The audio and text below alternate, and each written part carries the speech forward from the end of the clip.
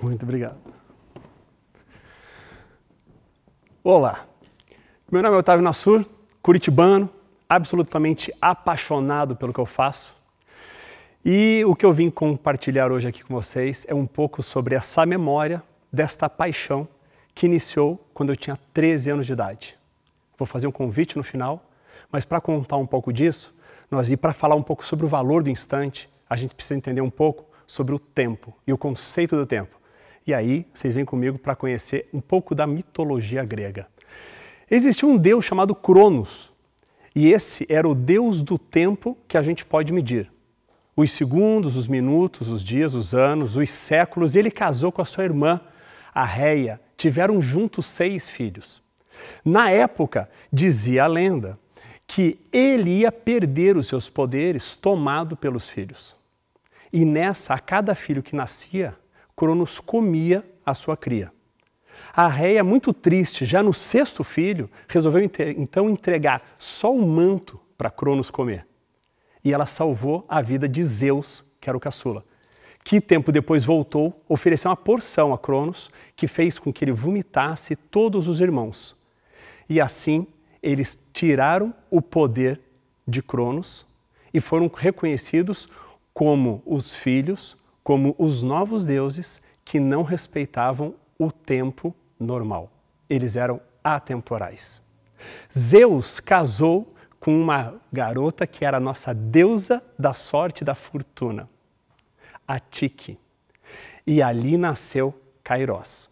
Kairos era um atleta tão rápido que era impossível persegui-lo. Ele era conhecido como o tempo que não consegue ser medido por Cronos. É um momento da experiência, da oportunidade. Agora, trazendo para o século de agora, vou falar um pouco de Daniel Kahneman, que é um prêmio Nobel, um PhD, um filósofo também, psicólogo, e que ele fala assim, que não contamos histórias porque queremos contar histórias. As nossas memórias nos contam histórias. Tudo que a gente armazena de uma experiência é uma memória, é uma história.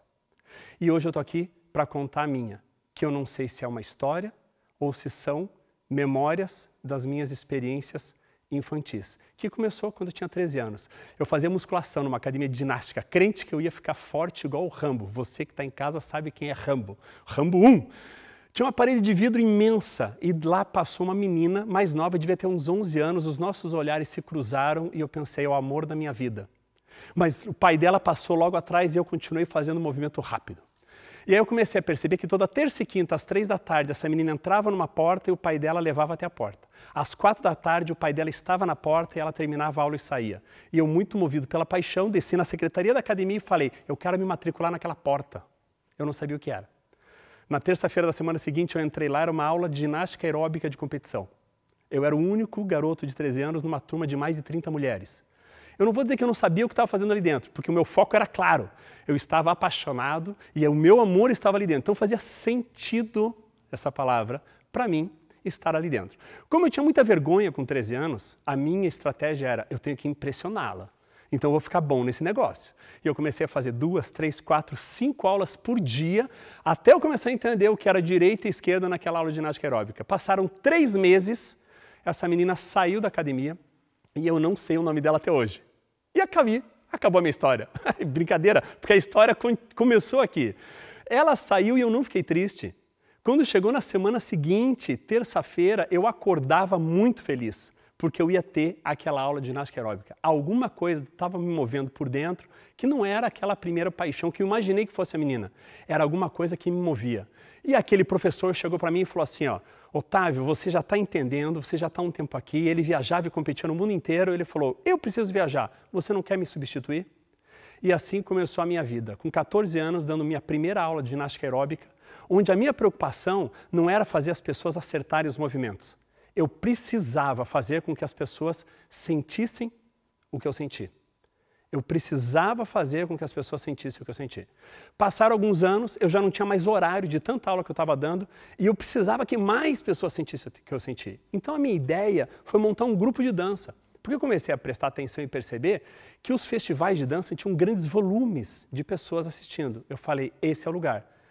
E por dar muita aula em academia, e nas academias tem muitas mulheres, eu tive a honra de montar o primeiro grupo feminino do país de hip hop, de dança de rua.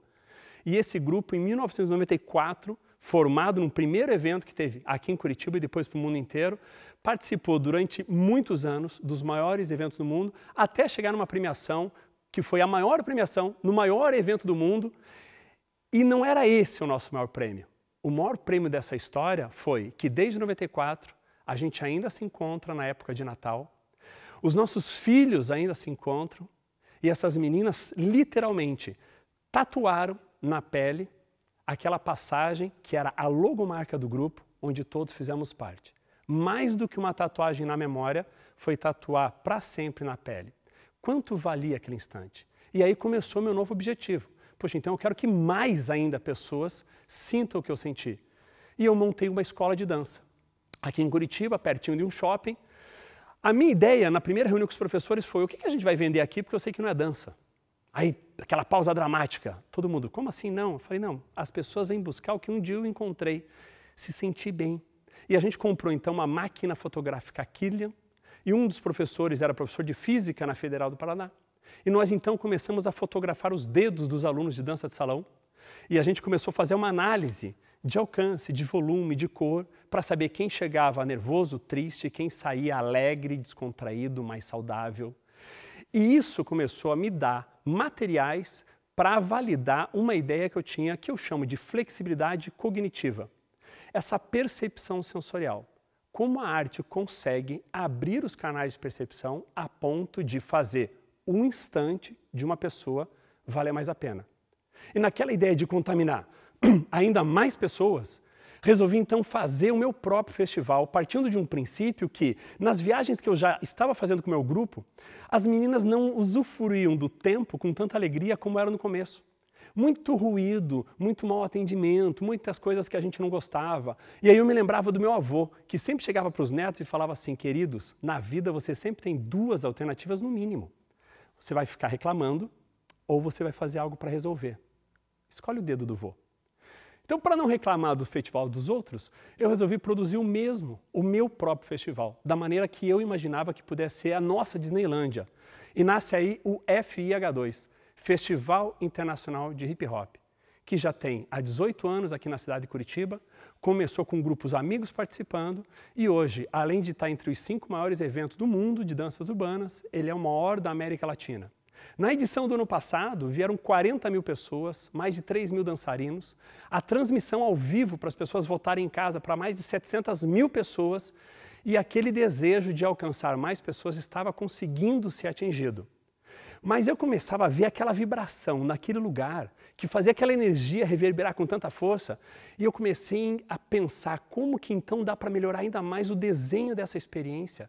O que é uma experiência se não a gente desapegar do tempo Cronos e a gente começar a abraçar um pouco mais o tempo Kairos.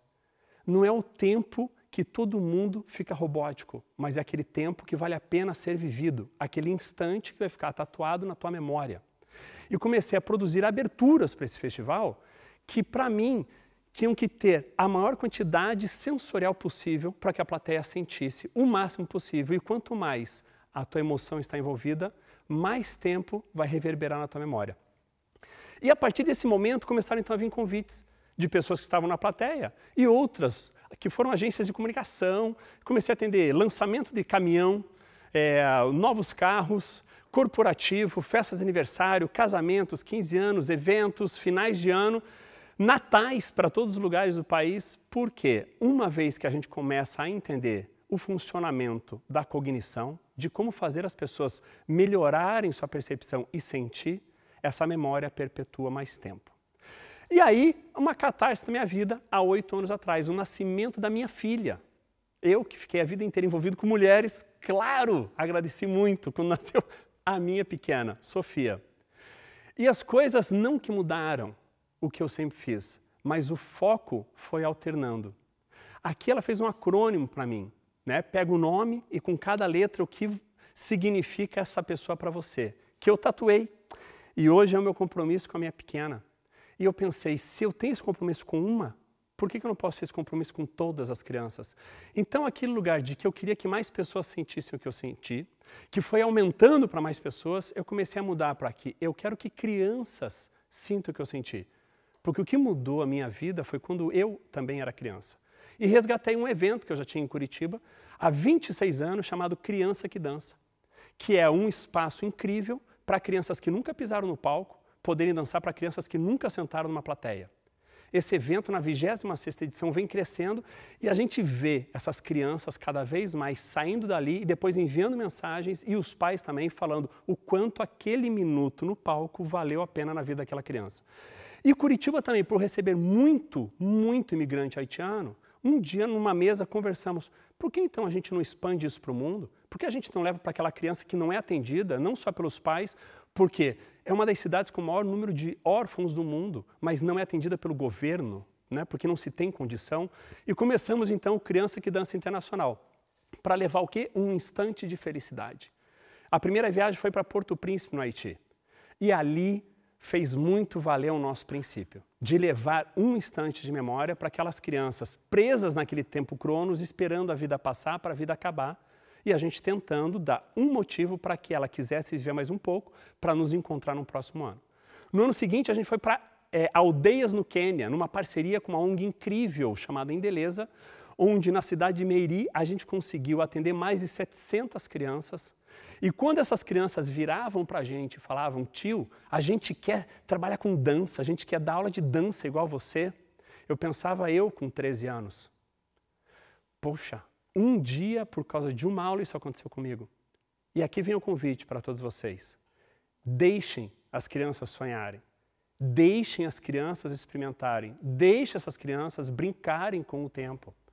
Porque foi uma oportunidade tão forte, quando eu tive 13 anos, naquela sala de ginástica aeróbica, que me deu a oportunidade de conviver com a felicidade de fazer o que eu amo. E isso já fazem 31 anos e mais.